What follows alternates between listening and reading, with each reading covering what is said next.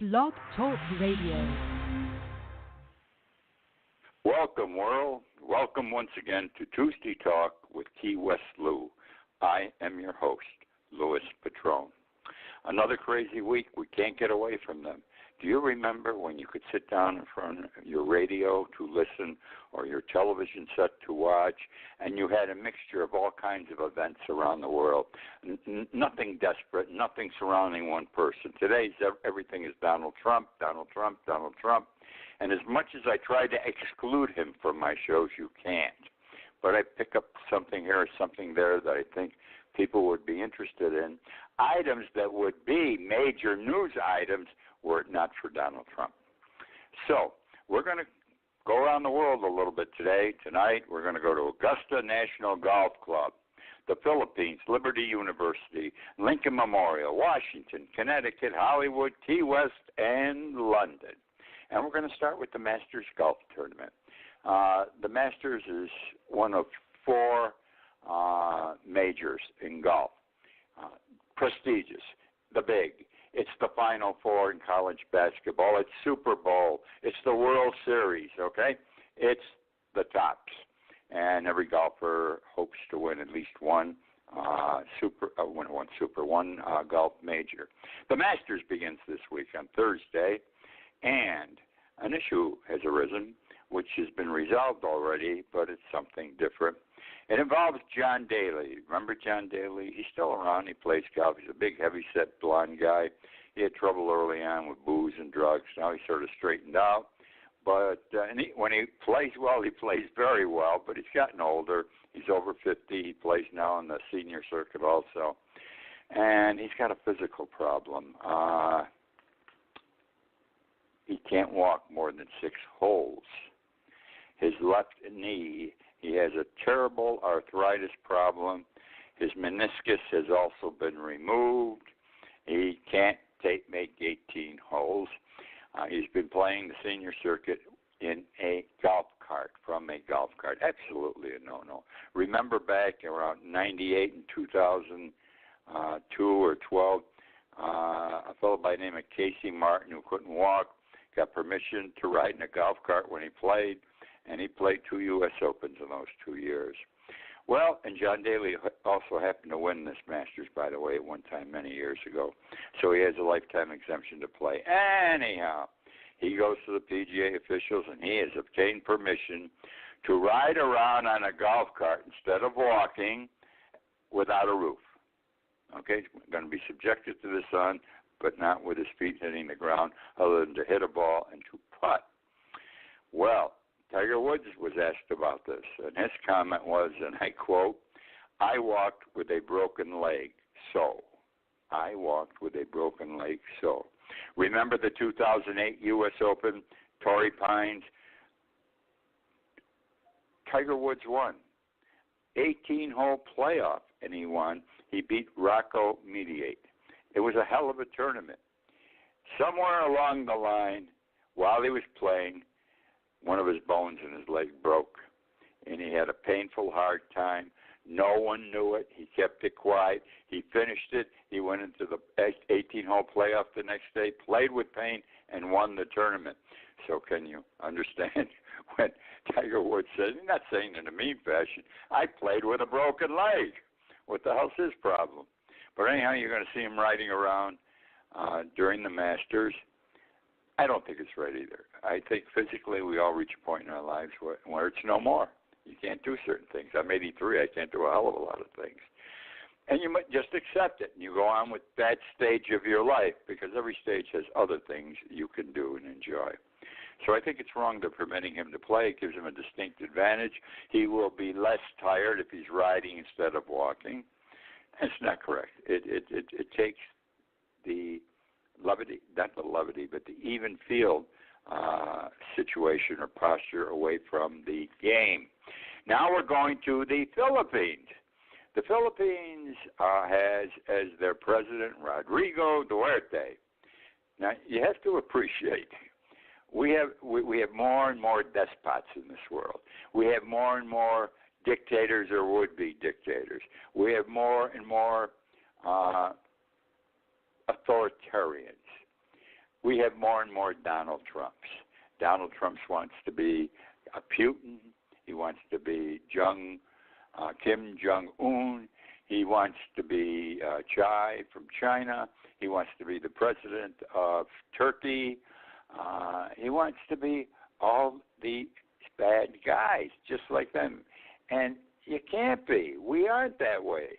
We, as Americans, have always been opposed to what these people do and believe in. But not Donald. He wants to walk with the big guys. It's like being part of the mafia in the old days. He wanted to sit at the table, be somebody at the big table, have his own territory and so forth. In any event, he has pretty much dominated the scene. To show you how tough he is, when he took office a few years ago, he was deadly opposed to drugs, which were a big problem in the Philippines.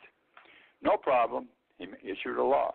Anyone seen using drugs, carrying drugs in any fashion, even smoking a joint, shot on the spot. Killed on the spot. He's pretty much eliminated the drug problem in the Philippines. I'm laughing. It's not right, but that's how he corrected the problem. That's the kind of man he is. I am the president. We do it my way. So he had an election a few days ago in the Philippines. He himself did not run. It was one of those between-year elections where the president doesn't run, but his Congress, so to speak. The Senate was running. Now, the Senate has been a thorn in his side. It's like Trump now has the House of Representatives in his side, a thorn in his side. And their Senate is only made up of 24 people, and a good handful of them, more than half, were anti-Duarte. And they were always giving him a hard time, passing laws which he vetoed. Nothing ever got past him, but they were a thorn in his side. Well, only 24 members in the Senate. This year, 12 had to run under their system of law. It was a referendum on Duarte, though. This is how it was presented to the public. All 12 of these people who ran had been opposed all the time against Duarte. And guess what? All 12 lost. Duarte's people beat all 12. Duarte no longer is going to have a problem with the Senate in the Philippines. It's all his. The Senate this election got rid of his problem. Now, Trump would probably like something like that. Let's vote the Democrats out who just got in and are a thorn in his side, and hopefully will be a bigger thorn. But that's what happened over there, and I just can't understand why these countries go this way. And I can't understand especially why our beloved United States is turning this way. Why almost half of our people unabashedly believe in Donald Trump. It does not make sense to me. Okay, now I want to talk about Pence, our Vice President Pence. He spoke on Saturday at Liberty University. He was the commencement speaker. Liberty University is a conservative religious school, very conservative, evangelical, far to the right. And he said something that just doesn't make sense to me. And here's what he said, and Pence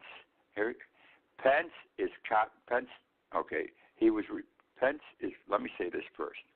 Pence is copying the NRA pitch, okay? And here's how it goes. One says that they, quote unquote, are coming for your guns. The NRA says they're coming for your guns. The other, that they, in quotes, are coming for your religion. Both are selling fear and paranoia. First, they're coming for your guns. Now Pence says they're going to come for your religion.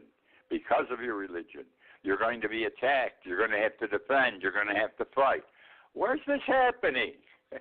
Nobody's going after these people because they may be evangelical, they're non-Catholic, they're non-Jewish. It's stupid. It doesn't make sense. It's a lie. I'll call it fake news, false news. What do these people have in mind? Now, Pence is a radical evangelical. I can report. He's just fanatical, and he's got the sex thing in his mind. I can remember I read several months ago, and I talked about it on this show, I believe. He was at a religious breakfast, communion breakfast of some sort, tables of 8 or 10. He got there first, and there was a woman sitting. He got there second. There was a woman sitting at the table. He would not sit at that table until another man was seated there. He also saw on the table, they were having pancakes as well as eggs, a little plastic jar with honey, and the jar was a nude woman, like 3 or 4 inches high, nude woman, boobs, everything. He told the waiter to take that off the table and not to put it back on. While he's having breakfast, he's having pancakes. He wants the honey. He calls the waiter over, and he says, I don't want to touch it, but would you please pick that jar up, bring it back, you pour it on my breakfast. The man's a religious fanatic. He's a nut, and if Trump goes, he's going to replace him. We're not going to be any better off. I don't know where the Republicans came up with these two people. In any event, that's what's happening. He's telling these people, and they're going to start believing him. Trump pretty soon will start telling the evangelicals, they're going to come after you religiously. Don't let them do it. Defend yourself. Don't take it. They want to destroy you. This bothers me, what I'm going to share with you now. July 4th is our happy birthday day. It's a big celebration in our country. You know, over 200 years ago, we became an independent nation, and we're all proud of it, and we're proud of what we accomplished up to this point, and hopefully we will not lose all of it. On the 4th of July, in the evening, an event is held every year for I don't know how many years on the mall in front of the Capitol in Washington. You have a symphonic band. You have hundreds of thousands of people there watching and listening. The fireworks go off with the symphonic band playing big-time music. It's boy, what a show. I love it. I wouldn't miss it for the world. Anyhow, and it's been there forever, okay? Trump did not attend last year. Don't ask me why. Some presidents, a lot of them have attended. He didn't go. Why he didn't go, I don't know.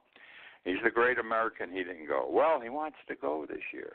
But yesterday he announced he's going to change the way the event has been held all these years, okay? To celebrate our birthday, he wants to move it from the mall in front of the Capitol to the Lincoln Memorial. And it's beautiful. I mean, if you've been to Washington, you got to go see these memorials. Lincoln, Thomas Jefferson, magnificent. Move you, emotional, very emotional day. Because he wants to stand in front of the majestic seated statue of Abraham Lincoln and make a speech. He wants to talk standing in front of that beautiful, beautiful piece of masonry that is Abraham Lincoln sitting in his strength, his majesty, everything. He wants to stand in front of him and give a speech. This guy really knows how. He's a producer. He's a director. He's setting this thing up to make himself look terrific. And he wants to move the whole show over there. Now, whether it's going to happen, I don't know. He said he has effectively taken charge, quote unquote, effectively taken charge of planning for the celebration. And I don't like it for a number of reasons. One is it's wrong for him to stand in front of Abraham Lincoln, because I'm going to tell you, Trump, a Lincoln, he is not. Trump, a Lincoln, he is not.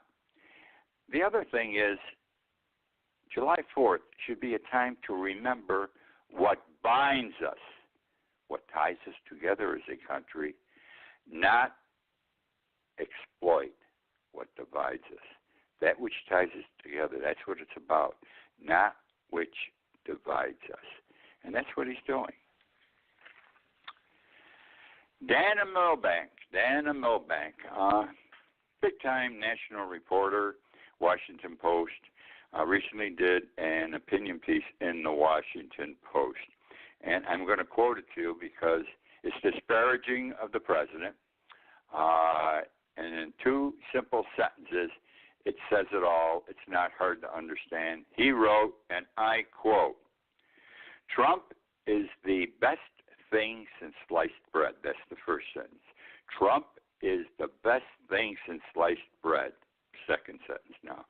And he invented sliced bread. Trump is the best thing since sliced bread, and he invented sliced bread. And don't you think Donald wouldn't tell us in situations like this, and I invented sliced bread. That's Donald Trump. That's our president. I am very disappointed and very unhappy in what is happening in the area of the law in Washington. Attorney General Barr is a disgrace to the Bar Association. I'm 83. I practiced law for 46 years. I was proud of how I conducted myself as a lawyer. There's certain things you do and certain things you don't do, and you don't have to be told what they are. You know where that line is. You shouldn't cross the line. And in my retirement, I'm proud that people will occasionally say, "Oh, you were an attorney," or "You told me once," or "Somebody told me you practiced law. What kind of law did you practice?" and all this. It's a very personal and proud thing. Now, he has, in 6 weeks, he's become Donald Trump's mouthpiece. I hate that term, but it's the only way to describe him. He's Donald Trump's mouthpiece, as Roy Cohn was back many years ago. And they're fighting everything. And Barr, what he did with the Mueller report is a disgrace, and that's going to get worse for Barr. He has suggested along the way, the last couple of times he was before a congressional committee, that he thought that how the Russian investigation, Trump and the Russian investigation, how it got started in 2016, should be investigated. The term he used was spied on, spied. Well, no one took him seriously. It was announced yesterday, that Attorney General Barr has designated U.S. Attorney John H. Durham, he's the U.S. Attorney for Connecticut, to investigate how the Russian investigation began, how this hacking thing came to be, where the information came from that tied it into Trump and so forth. Now, what's happening here? A couple of things I want to share with you. This designation of Durham, this appointment of Durham, was not made yesterday, was not made 3 days ago. It was made 1 month ago. Now, we're always talking about transparency, both sides of the aisle. Where the hell's the transparency here? Why were the American people, why did they have to wait a whole month to hear somebody was already investigating this? Why the secret? That's how Trump operates. He who yells for transparency, he speaks with a forked tongue. The other thing is, in effect, what is he doing? He's seeking to criminalize, put in jail his political opponents, We don't do that in this country. You run, you lose, you win, you forget about the guy who almost knocked you off or had the audacity to run against you or for whatever he said. That's politics. Who lied more during the campaign than Donald Trump? But I'm assuming that everything this thing's already been investigated, by the way, by 2 different organizations that found no improper conduct on the part of the FBI or anyone else and how this investigation of Trump and the Russians started. You don't, in this country, it makes us special. We don't put our opponents in jail when we beat them. The other thing, it's simply, and it's obvious, an abuse of power. It's an abuse of presidential power. It's an abuse of the Attorney General's power. Absolutely, totally wrong. This does not represent not only the best of America, it does not represent America at all. Sad day yesterday. A very famous person died. Now, I got a little bit of a problem here. I got to talk. I'm 83 years old, and occasionally I will tell someone like John, the bartender at the chat room, who's 41, great guy. When you're in Key West, come meet him. Great guy. About a movie I saw yesterday, because I love old movies, and so-and-so was in it. He'll look at me with a blank face. He never knows who these major stars are whose names I am presenting. You know, and I can understand it's a different world. You know, I'm twice his age. And he knows today's stars, but he doesn't know them from 40 years ago. Understandable. I probably didn't either. But Doris Day died. Doris Day, that beautiful, loving woman, at the age of 97. Doris Day was a major film star in the 50s and the 60s, also a singer. She was always wholesome in appearance. Beautiful, wholesome, clean. She was the best of everything. I don't think she just was clean. That's the only way to describe her also. And I'm going to share with you some of her movies. And a lot of her movies were tied into famous songs. She did Pillow Talk, Lover Come Back, and Send Me No Flowers with Rock Hudson. She always had the best leading men. She did Move Over and The Thrill of It All with James Gardner. She did Touch of Mink with Cary Grant. And some of her other movies were, and I share them with you because of the titles again, On Moonlight Bay, Pajama Game, By the Light of the Silvery Moon, Young Man with a Horn, Tea for Two, Teacher's Pet, Young at Heart, April in Paris, I'll See You in My Dreams, and The Lullaby of Broadway. May her soul rest in peace. She gave me so much pleasure. I even enjoy her movies today, and I'm going to enjoy watching her reruns till the day I die. Where are we now? Oh, I am in Key West. We're going to talk about Ernest Hemingway for a moment. We love Ernest Hemingway. I mean, we love Harry Truman, Ernest Hemingway, and Williams. Just love them. These people represent, at certain times, certain eras, Key West. Now, Hemingway lived in Key West for 11 years, during the 30s, during the time of the Depression. And I want to share with you the work he did here. Besides drinking, fishing, fighting, he used to fight in rings here with boxing gloves. He loved doing that. Carousing. He lived, this guy. He was a wild man. But he worked. He used to work in the morning, as I understand. He worked from whatever time, 7 to 11 or something like that. And he hand wrote everything. They didn't have computers. They probably had typewriters, I'm not sure, some sort. But he hand wrote everything on a pad. And here are some of his writings that he wrote or worked on in those 11 years in Key West. A Farewell to Arms, Death in the Afternoon, For Whom the Bell Tolls, The Snows of Kilimanjaro, The Short Happy Life of Francis Macomber. Now,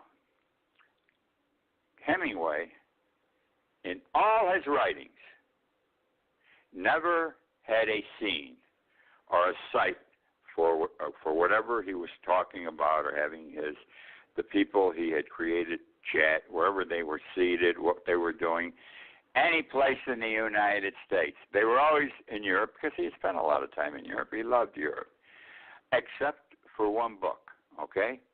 And that was To Have and Have Not. He didn't work on it here, but when he did write it, To Have and Have Not, another famous book by Hemingway, he used the Depression-era Key West, Depression-era Key West, as one of the locales in To Have and To Have Not. And again, it was his only work with scenes that had occurred in the United States or from the United States. Now we're going to go to England. It's sometime around this day in 1940. Winston Churchill is in Parliament. He has been designated, voted in as Prime Minister. Now, the politicians on either side did not want him. No one liked Winston Churchill. He had been a mouthy pain in the ass for 20 or 25 years, and he just wasn't liked. He was a troublesome sort. But they were desperate. The Germans were bombing London every night. Invasion was imminent. They didn't know what to do, so they passed the buck to the mean guy and said, let him take the fall for what's going to happen. Well, he got up before Parliament, and in his acceptance speech, he said that his new policy his policy would consist of nothing else than, and I quote, he writes beautifully, that's why I'm sharing this with you. He had to play with words. To wage war by sea, land, and air with all our might and with all the strength that God can give us. To wage war against a monstrous tyranny never surpassed in the dark, lamentable catalog of human crime. Victory, victory at all costs, victory in spite of terror, victory however long and hard the road may be. Great verbiage, great writing, and he did this throughout the entire war. And he roused his people. I wouldn't say rabble-roused, but he roused his people with his words. And in the end, they won. Got to give the guy credit. Now we have this problem with these two Saudi Arabian oil tankers that were bombed or hit with drones in the last couple of days in the Persian Gulf. Trump's all upset. Because Saudi Arabians are his friends.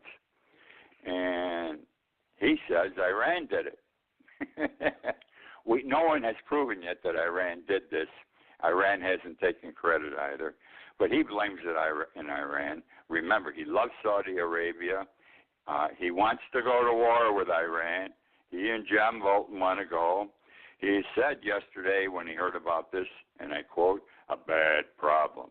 And he said, and I quote, very dangerous game the Iranians are playing. He's playing with fire. Donald Trump's playing with fire. He's listening to the warmonger John Bolton. I don't know how the hell he ever took him on. Presidents have avoided working with John Bolton for many years. He's a warmonger, John Bolton. All he wants to do is go to war, war, war. And now today, Trump says, well, it was announced today that the United States is prepared to send 120,000 troops to wage this war with Iran. When Trump was asked, as he was getting on a plane today to go somewhere, by a reporter, is this true? He says, I haven't heard about it. He's lying, I'm sure. And he also said, but you never know. Everything's on the table. So we don't belong in Iran. They made a deal with us. We broke the deal. Now they're going to break the deal after how many months that we broke it? And I can't blame them. I think people believe that the Iranians live in tents and they ride camels. They are a progressive, modern city, just like our communities are. They've got their New York cities and everything else. They're big. They're educated. They're behind the times when it comes to certain activities. They're anti-female and things like that because of their religion. They're Muslims. But we don't want a war with them. But the Saudis want a war with them because the Saudis want to be the big Muslim nation in the Midwest. The big Muslim nation in the Midwest. The Saudis want to be it. And Iran seems to have the edge on them all the time when the two are discussed. Then there's Israel. For the last several years, Netanyahu, he's another warmonger. This guy changed over the years. He keeps saying we got to invade Iran. They're the biggest danger in the Mideast. They've got to go. And he wants to go and fight them. And why does he want to go and kill them? Because then Israel will be the strongest military force in the Mideast. The Saudis will be the biggest Muslim nation population-wise. The Saudi and the Israelis will be the biggest military force. They're both, the Saudis and the Israelis are Trump's friends, and he's leaning that way, and it scares the hell out of me and should scare the hell out of you, because a war any place in this world today is a war in the United States. Our cities hit with missiles, our people killed. Never forget that. Anyhow, that's the show for this week. I appreciate you joining me again. Keep joining me. I love those numbers. And you must be telling your friends to listen because the numbers keep going up. I try to present a good show. I work at it, and I know you're enjoying it, obviously, by those who listen in. Keep doing it, and I'll be with you again next week.